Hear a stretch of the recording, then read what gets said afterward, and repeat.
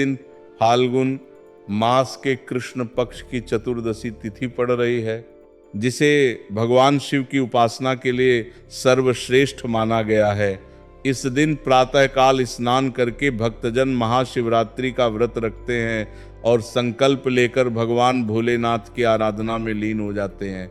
यह व्रत फलाहार या निराहार रहकर संयम और शुद्ध आचरण के साथ किया जाता है। महाशिवरात्रि की रात्रि को विशेष महत्व प्राप्त है, क्योंकि यही वह दिव्य रात्रि मानी जाती है जब शिव शक्ति का मिलन हुआ था, और इसी कारण रात्रि जागरण कर 4 प्रहरों में भगवान शिव की पूजा करना अत्यंत फलदायी माना जाता है, जिसमें निश्चित काल की पूजा सर्वाधिक शुभ होती है। पूजा विधि में शिवलिंग पर गंगा जल, दूध, दही, घी, शहद और शक्कर से अभिषेक किया जाता है। बेलपत्र, धतूरा, भस्म, चंदन, धूप, दीप अर्पित किए जाते हैं तथा नमः शिवाय मंत्र का निरंतर जाप किया जाता है।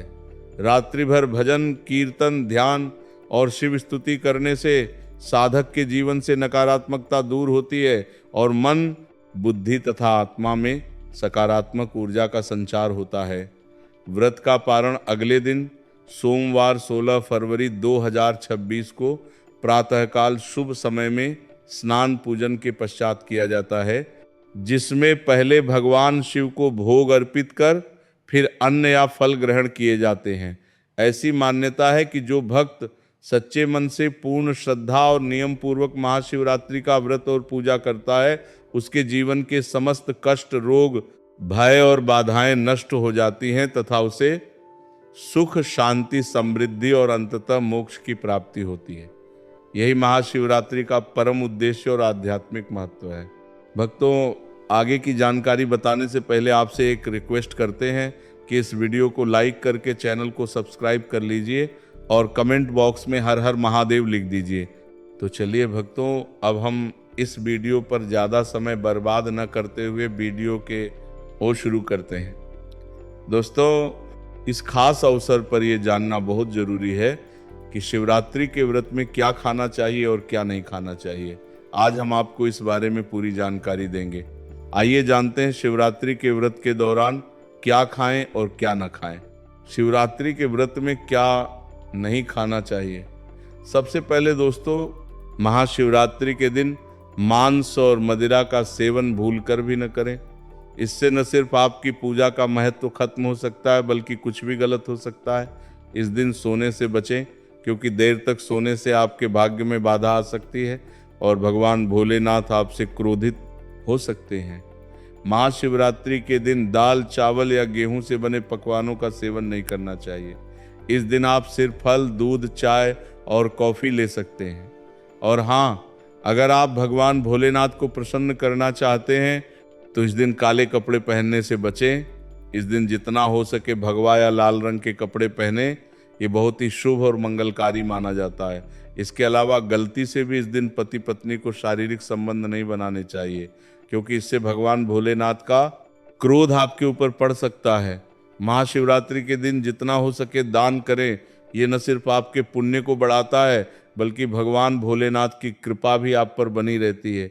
दोस्तों, इस वीडियो के अंत में मैं आपको यह भी बताऊंगा कि आप महादेव को कौन सी ऐसी चीज़ चढ़ा सकते हैं जिससे वो आपसे जल्दी प्रसन्न हो जाते हैं और आपकी इच्छाएं पूरी करते हैं। तो इस ज्ञान को अच्छे से समझें और इस महाशिवरात्रि को भगवान भोलेनाथ की पूजा और व्रत के साथ सही तरीके से मनाएं। साथ ही भक्तों, कमेंट में हर हर महादेव अवश्य लिख दीजिए, क्योंकि जब भगवान भोलेनाथ का नाम लिखा या बोला जाता है तो एक सकारात्मक ऊर्जा उत्पन्न होती है।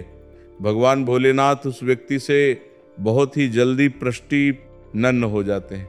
तो चलिए भक्तों, जानते हैं कि महाशिवरात्रि के दिन कौन कौन सी चीज़ों को शिवलिंग पर चढ़ाना चाहिए और कौन सी चीज़ों को नहीं चढ़ाना चाहिए।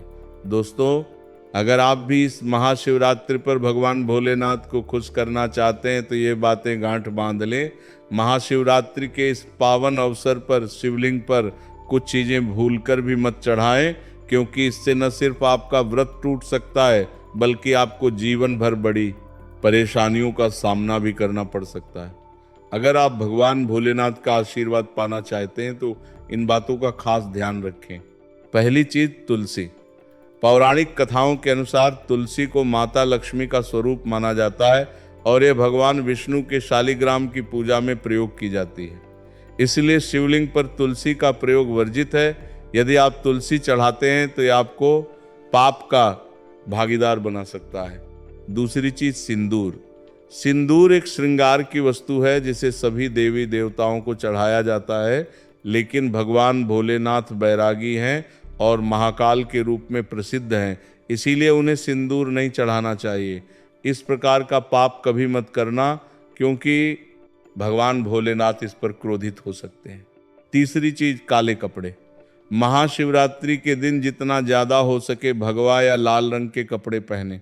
काले कपड़े पहनने से बचें, क्योंकि ये भगवान भोलेनाथ के आशीर्वाद में रुकावट डाल सकता है और ये अपशकुन माना जाता है।